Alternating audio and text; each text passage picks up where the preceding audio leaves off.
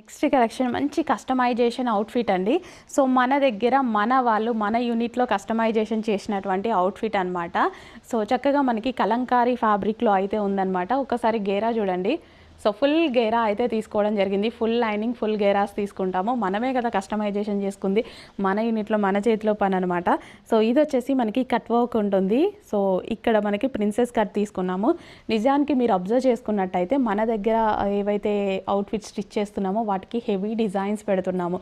So ఇట్లా చిన్న design పెడితేనే బయట మార్కెట్లో 200-300 ఎక్స్ట్రా తీసుకుంటారండి. సో ఒక చిన్న డిజైన్ యాడ్ చేస్తే. సో మనం కింద కూడా చూసారా, ఇట్లా మనం డిజైన్ లేస్తో యాడ్ చేసి చాలా బాగా చేయడం జరిగింది.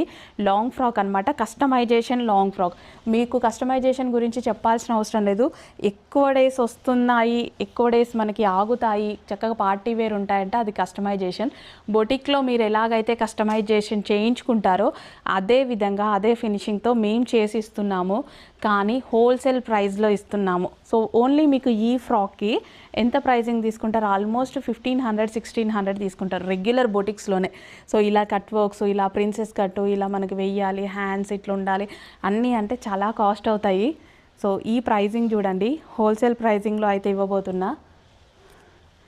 ఇమీడియట్గా అడ్మిన్కి వాట్సాప్ మెసేజ్ చేసి ఆర్డర్ ప్లేస్ చేయండి. కస్టమైజేషన్ కాస్ట్ కన్నా తక్కువ ప్రైస్లో ఇవ్వబోతున్నా నేనైతే ఈరోజు.